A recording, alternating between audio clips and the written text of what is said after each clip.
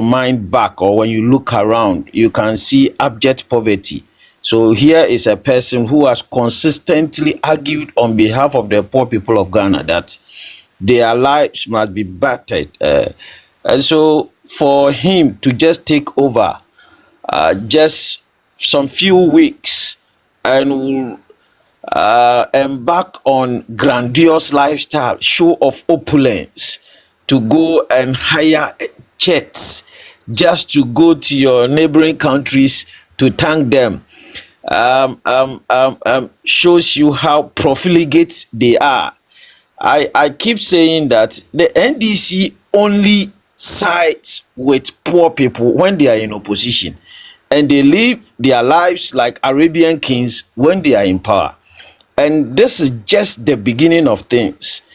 The worst of it all is that as Ghanaians, we were warned.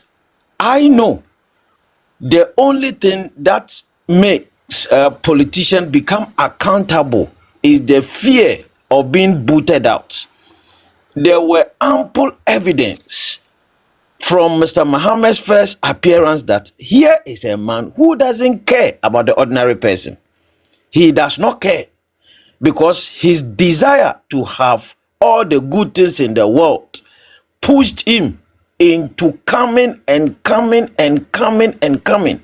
Here is a man who has tasted every electable position in Ghana, and yet when he was even the former president of Ghana, he insisted against all odds that even in his own party, he masticated all divergent views to make sure that he was the only person who would become visible. On top of that, going into the 2024 election, if you look at his posturing and how this man planned to plunge our nation into chaos, should he not win. And finally, Ghanaians did not listen, and they gave him the opportunity to become the president. My brother, look, as we speak, utility bills in the universities have been cancelled, which means that people, Ghanaian children who were suffering and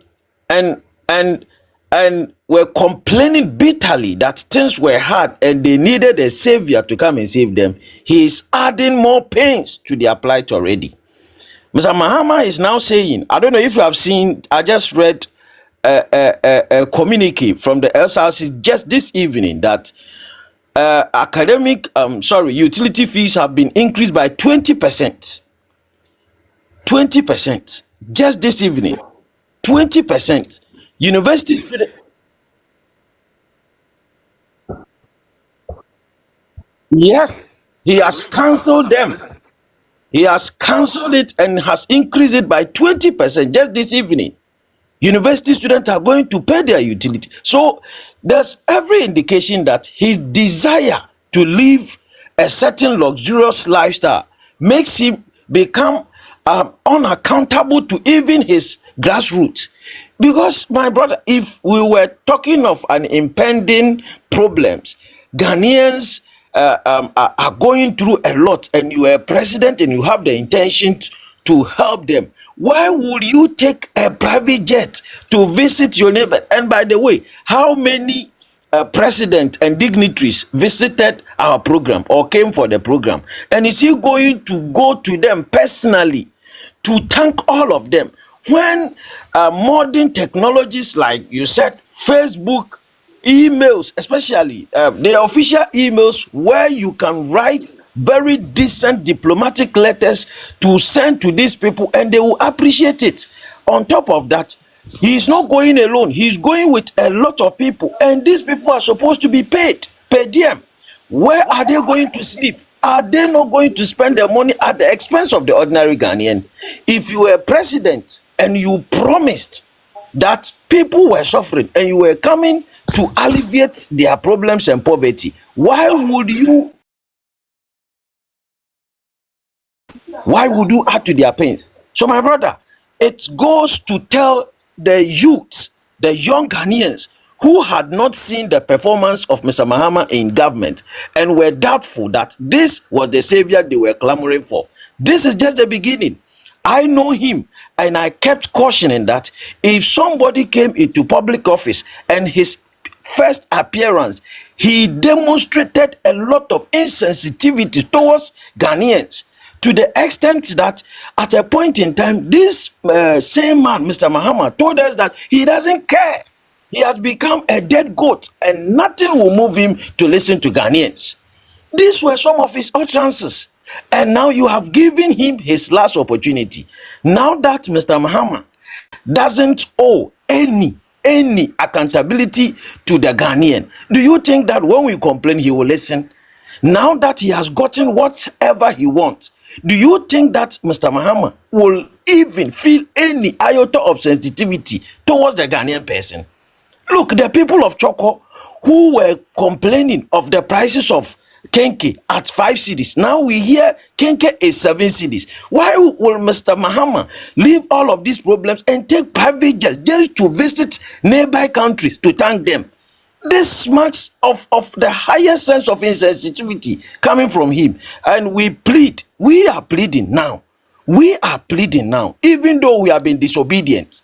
But Mr. Mahama, we beg you, the way you have started, it is too early. We have been disobedient, but we are begging you, the way you have started, the same person within a week, you have gone to buy, what's the name of that car? I can't even mention, almost 88 billion. Toyota, almost 88 billion. Just 2 weeks or a week after, you are flying private jets. What kind of insensitivity is this? What kind of insensitivity is this? So, my brother, I will allow unless maybe I should add my second point. As for Captain Smart, yes, as for Captain Smart, I don't want to waste time on him. But like we are saying, it is only in Ghana that idiocy sells. It is only in Ghana that professionalism has become buffoonery, and then we are worshiping it. I can only say that we from the MPP, there's something that we can also do to put him in check. If wrongdoing goes unpunished, it becomes the standard. When Captain Smart started misbehaving, we should have tackled him head on. And I don't mean to confront him, but there are institutions. There have been several instances where Captain Smart have alleged serious criminality, where people could have taken him on by sending some of these issues to court. But because MPP is so diplomatic and sometimes they care about what the Ghana Media Association will come out to say, they kept quiet.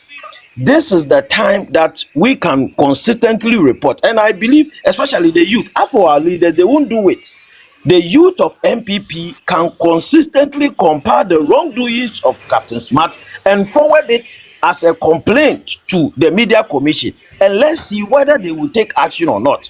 If they cannot take action and anything happen, it is out of frustration that the ordinary Ghanaian can resort to any form of violence against him as a way of fighting injustice. Because if we have institutions who cannot keep them in check, if we have institutions who will look on for one incorrigible rascal to hold all of us into ransom, then we need to do something about it. But how are we going to tackle it? We can tackle it if we lodge complaints to the right authorities, and when they refuse to act, then people can take the law into their own hands. Because I don't see him as a journalist, I see him as a person who wants to create chaos. And because we don't have means of confronting his stupidity, he will keep on doing and doing and doing until something happens. And that is the way I suggest we must handle him. So thank you very much, my brother.